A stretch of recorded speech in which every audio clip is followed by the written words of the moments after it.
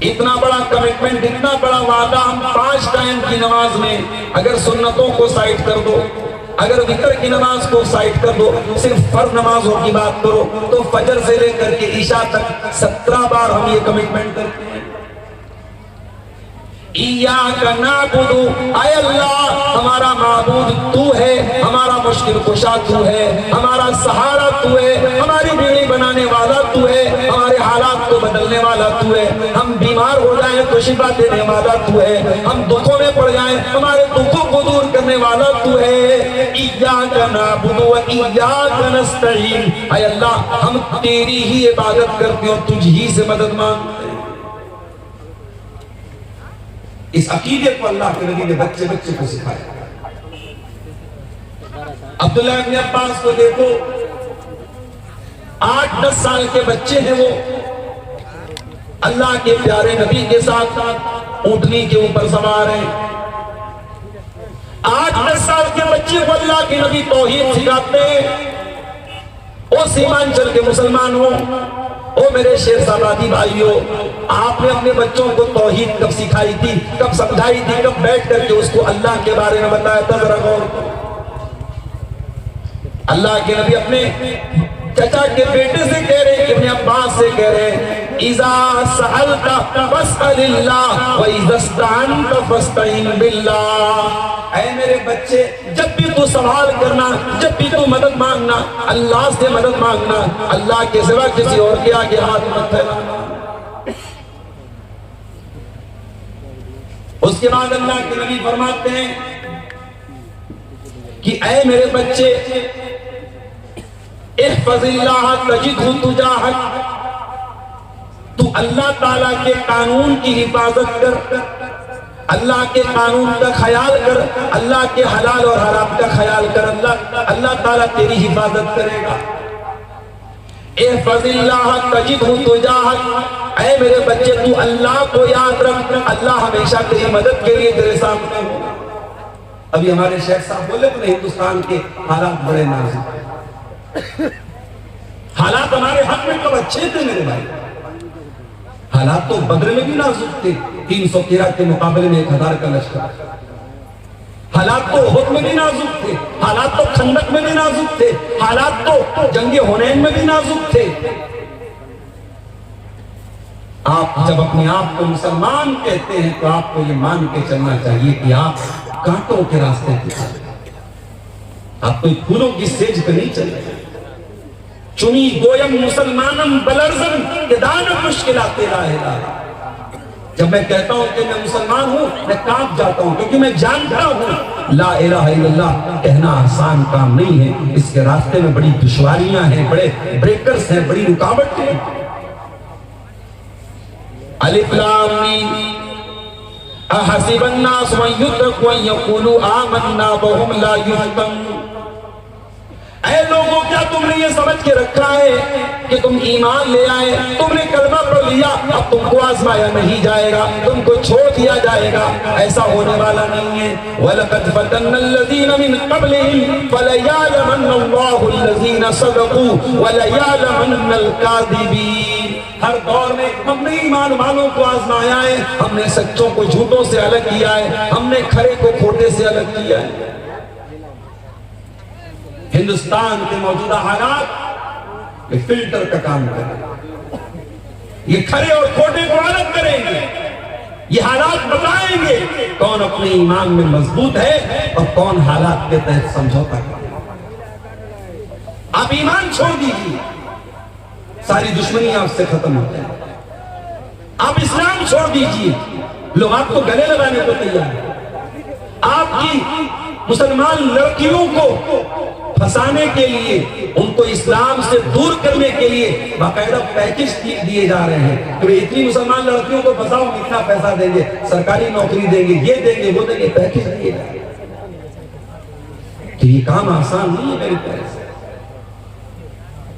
یاد رکھو میرے پیارے ساتھیوں، اتنے نازک حالات پر بھی اللہ کے نبی کی نصیحت یاد رکھنا، احفظ اللہ تجدہ تجاہک، اللہ کو یاد رکھ، اللہ تیرے سامنے موجود ہوگا، اللہ تیری مدد کے لیے موجود ہوگا۔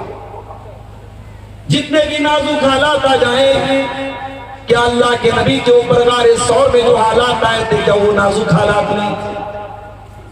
آپ اپنے جار غار کے ساتھ حضرت ابوبکر صدیق کے ساتھ غار ثور میں ٹھہرے ہوئے ہیں اور دشمن بالکل قریب پہنچ چکا ہے، اتنا قریب پہنچ چکا ہے۔ حضرت ابوبکر صدیق کہتے ہیں اللہ کے نبی لو نظر احدهم تحت قدمیہ لابصرنا، اگر انہوں نے ذرا سا نیچے دیکھ لیا ہم پکڑ لیے جائیں گے، ہم گرفتار ہو جائیں گے۔ اے اللہ کے نبی نے کون بچائے گا؟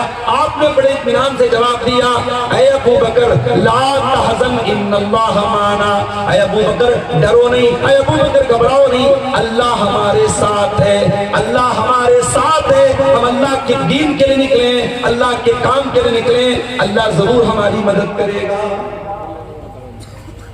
آپ کی زندگی میں نماز نہیں ہے، آپ کی زندگی میں اللہ کا ڈر نہیں ہے، آپ 24 گھنٹے میں 1 گھنٹہ اللہ کو دے، اللہ کے دین کو دینے کے لیے تیار نہیں ہے، آپ جلسے میں بھی آتے ہیں، مٹر گشتی میں زیادہ وقت گزارتے ہیں، پنڈال کے نیچے بیٹھ کر قرآن و سنت کی باتیں سننا آپ کے لیے مشکل ہے، آپ کے موبائل پر گانے بھرے پڑے ہیں، آپ ایئر فون لگا کے میوزک سن رہے ہیں، جب آپ اللہ سے دور ہیں، جب آپ کی زندگی اللہ سے دور ہے، میرے پیارے بھائیوں، پھر اللہ کی مدد کہاں سے آئے؟ نبی نے اصول بتا دیا احفظ اللہ تجدہ تجاہک، اللہ کو یاد رکھ اللہ تیرے ساتھ۔ یہ بات اللہ کے نبی 8 سال کے بچے کو سکھایا۔ اور اگلا جملہ سنیے، اللہ کے پیارے نبی فرماتے ہیں وَاعْلَمْ أَنَّ الْأُمَّةَ لَوِ اجْتَمَعَتْ عَلَىٰ أَن يَنفَعُوكَ بِشَيْءٍ لَا يَنفَعُوكَ إِلَّا بِشَيْءٍ قَدْ كَتَبَهُ اللَّهُ لَكَ۔ اے میرے بچے، ساری دنیا مل کر کے اگر تجھے کوئی فائدہ پہنچانا چاہے، تیرا کوئی فائدہ نہیں پہنچا سکتی سوائے اس کے جو تیرے مقدر میں لکھا ہے۔ ہماری مسجدیں بن گئی، ہماری عیدگاہ بن گئی، ہم نے کاغذ کیوں نہیں ٹھیک کیا؟ ہم نے یہ سوچا صاحب فلاں کی سرکار ہے، وہ ہمارے بڑے فیور میں ہے، بڑے ہمارے حق میں ہے، ہمیں ضرورت نہیں۔ آپ نے یہ کیوں بھول گیا کہ اس ملک میں آپ کو جو کام کرنا ہے قانون اور سنویدھان کے دائرے میں کرنا ہے، اور ابھی 5 دسمبر کی لاسٹ ڈیٹ ہے، تمام وقت کی جتنی پراپرٹیز ہیں اس کو پورٹل پہ چڑھانے کے لیے مسلمان ابھی بھی چادر تان کے ساتھ۔ کتنی مسجدیں ہیں، کتنے قبرستان ہیں، کتنی عیدگاہیں ہیں، ابھی تک ان کا کوئی ڈاٹا پورٹل پہ چڑھایا نہیں گیا ہے، اور جو متولی ہے، جو ذمہ دار ہے، وہ آرام سے سو رہا ہے۔ سرکار نے کلیئر کر دیا 5 تاریخ کے بعد ہم کوئی اس بارے میں سنوائی نہیں۔ تو بھائیوں، آپ بیمار ہوتے ہیں تو یا اللہ شفا دے دے، یا اللہ شفا دے دے، یا اللہ شفا دے دے، یہ وظیفہ پڑھنے سے آپ ٹھیک نہیں ہوتے۔ آپ ڈاکٹر کے پاس جاتے ہیں، دوا لیتے ہیں، علاج کراتے ہیں، اس کے بعد آپ اللہ سے کہتے ہیں اللہ کو شفا دے۔ آپ روزی روٹی کمانے کے لیے دکان کھولتے ہیں، شٹر کھولتے ہیں، کاؤنٹر پہ بیٹھتے ہیں، اس کے بعد اللہ سے دعا کرتے ہیں اللہ کسٹمر بھیج دے، میری روزی میں برکت دے، تب اللہ تبارک و تعالیٰ آپ کو روزی دیتا ہے۔ دنیا دارالاسباب ہے، آپ یہاں چپ چاپ ہاتھ پیر کے توڑ کے بیٹھ کے دوسروں کے بھروسے رہیں گے تو یہ دنیا یاد رکھیے، یہ دنیا کا اصول ہے، یہ دنیا دوسروں کو کچل کر کے آگے بڑھنے والی ہے۔ اللہ کے نبی ہمیں ایک اصول بتا رہے ہیں کہ اگر اللہ تبارک و تعالیٰ نے آپ کے مقدر میں کوئی فائدہ لکھا ہے تو دنیا کی کوئی طاقت روک نہیں سکتی ہے، اور ساری دنیا مل کر کے اگر آپ کو کوئی نقصان پہنچانا چاہے، کچھ بگاڑنا چاہے، لا یضروک الا بشیء قد کتبہ اللہ علیک، آپ کا کوئی نقصان نہیں پہنچا سکتی آپ کو سوائے اس کے جو اللہ نے آپ کے مقدر میں لکھا۔ آپ اپنی مضبوطی کر لیجئے، اپنے حالات کو ٹھیک کر لیجئے، اپنی تمام چیزوں کو درست کر لیجئے، اس کے بعد بھی اگر کوئی اس ملک کے ناگرکوں کو اس ملک سے نکالنے کی بات کرے گا تو پھر اس کے بعد ہم دیکھیں گے کہ ہمیں کون سا قدم اٹھانا ہے۔ ظاہر ہے کہ ہم اتنے بزدل اور کمزور بھی نہیں ہے کہ ہماری جان و مال اور ہماری عزت و آبرو پر حملہ ہو اور ہم خاموش ہو جائیں، یہ تو نہیں ہے۔ اللہ کے پیارے نبی صلی اللہ علیہ وسلم نے اگر کوئی انسان اپنے سیلف ڈیفنس میں اپنی آتم رکشا میں اگر کوئی لڑتے ہوئے مر جائے اللہ کے نبی اسے شہید کا درجہ دیتا ہے۔ من قتل دون نفسه فهو شہید من قتل دون ماله فهو شہید، جو اپنے مال کو بچانے کے لیے اپنی جان کی حفاظت کرتے ہوئے اگر قتل ہو جائے تو اللہ کے نبی اس کو شہید کا درجہ دیا ہے۔ تو اسلام آپ کو بزدلی نہیں سکھاتا ہے معاف۔ اور یہ جو کلمہ ہم پڑھتے ہیں کلمہ توحید لا الہ الا اللہ، یہ کلمہ بھی ہمیں بہادر بنا۔ اس کلمے کو پڑھنے کے بعد میرے پیارے بھائیوں اس کلمے پر ڈٹے رہنا ہے، جمے رہنا ہے، حالات جیسے بھی آ جائیں اس کلمے سے پیچھے نہیں ہٹنا ہے۔ جو پیچھے ہٹ جائے وہ اپنے ایمان کی خیر بنائے، وہ مسلمان نہیں ہے۔ ان الذين قالوا ربنا الله ثم استقاموا تتنزل عليهم الملائكة الا تخافوا ولا تحزنوا وابشروا بالجنة التي كنتم توعدون۔ جو لوگ اللہ کو اپنا رب مانتے ہیں اور پھر اس کے اوپر ڈٹ جاتے ہیں، اللہ کے فرشتے آ کر کے ان کو تسلی دیتے ہیں کہ تم ڈرو نہیں، تم پریشان نہ ہو، اللہ کی مدد تمہارے ساتھ ہے، تمہیں غمگین ہونے کی کوئی ضرورت نہیں ہے، تمہیں پریشان ہونے کی کوئی ضرورت نہیں ہے۔ اگر دنیا میں تم پریشان بھی رہو گے، ہلاک بھی ہو جاؤ گے، آخرت میں تم کو جنت ملے گی، تمہیں پریشان ہونے کی کوئی ضرورت نہیں ہے۔ میرے پیارے بھائیوں، حضرت بلال کو کون بھول سکتا ہے؟ ان کا مالک امیہ بن خلف ان کو تپتی ریت پہ لٹا دیا کرتا تھا، سینے پر گرم پتھر رکھ دیتا تھا اور ان کو وارننگ دیتا تھا، اے بلال ہم تجھے ٹارچر کرنا بند کر دیں گے، ہم تجھے تکلیفیں دینا بند کر دیں گے، ہم تجھے ستانا بند کر دیں گے، اے بلال بس تو محمد کے دین کو چھوڑ دے، تو اسلام کو چھوڑ دے، تو توحید کو چھوڑ دے۔ بلال کوئی ہینڈسم اور خوبصورت تو نہیں تھے، بلال کالے کلوٹے تھے، بلال غلام تھے، بلال حبشہ کے رہنے والے تھے، مگر بلال کے کالے سینے میں جو دل تھا وہ دل بڑا روشن، بڑا نورانی تھا، وہ دل اللہ کی توحید سے بھرا ہوا تھا، وہ دل اللہ کی محبت سے بھرا ہوا تھا۔ بلال کا سینہ چھلنی ہو رہا ہے، بلال کی پیٹھ طرف کی تپتی ریت پر پگھل رہی ہے، مگر بلال کی زبان سے کیا نکلتا ہے؟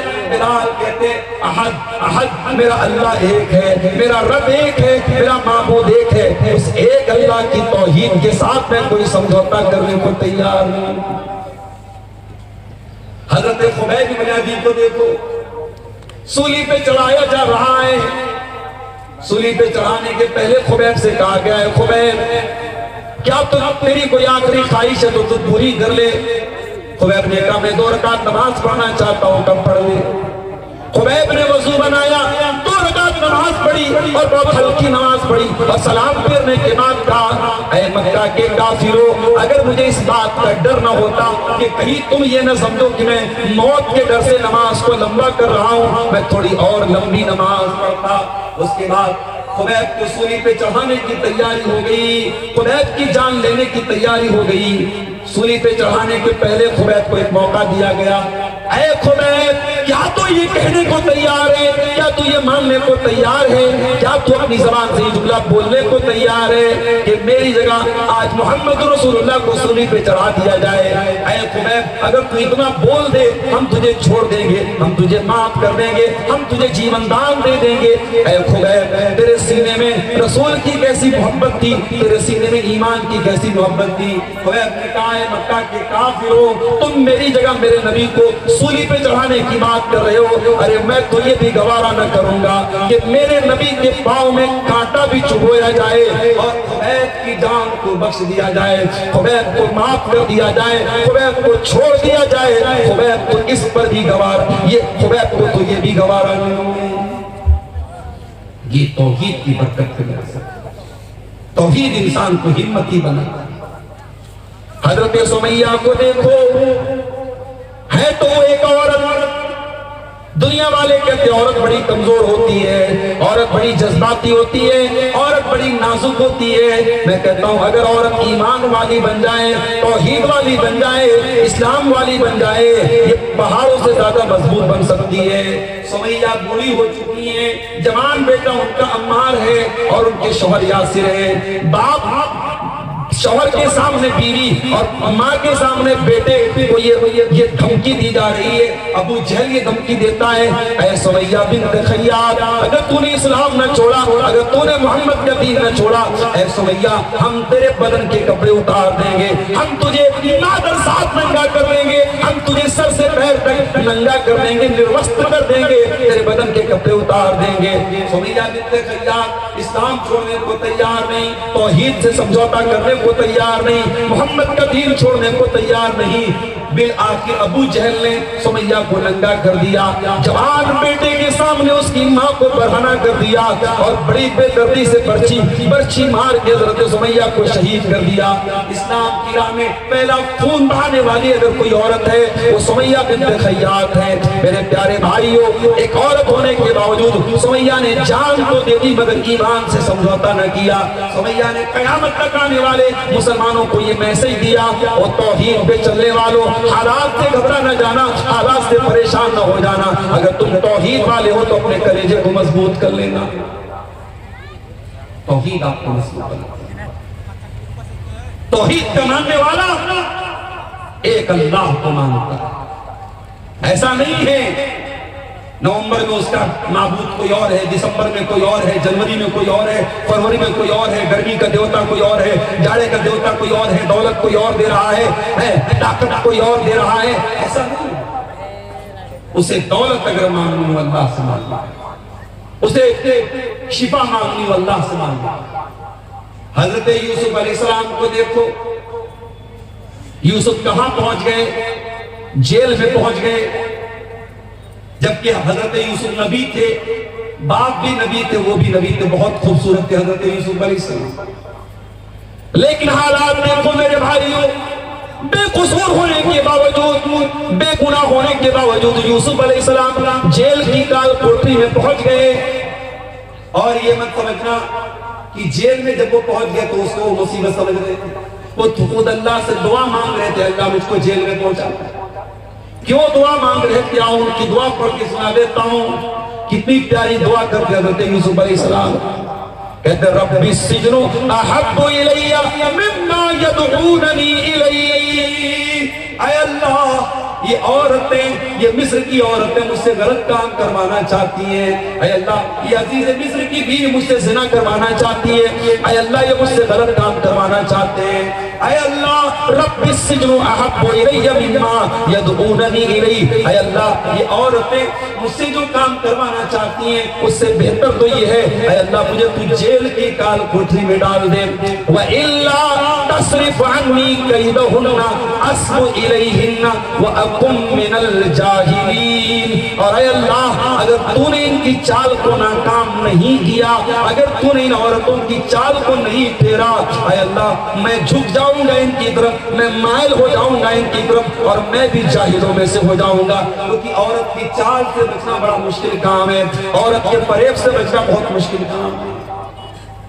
اگر یوسف علیہ السلام جیسے پیغمبر کو اس بات کا ڈر ہے عورت کے پھندے میں وہ نہ پھنس جائیں, تو آج کے کمزور ایمان والے نوجوانوں آپ اپنے دامن کو بھی بہت بچاتے ہیں. زمانہ بہت نازک ہے, عورت کا کتنا بڑی تیزی سے سماج میں پھیل رہا ہے.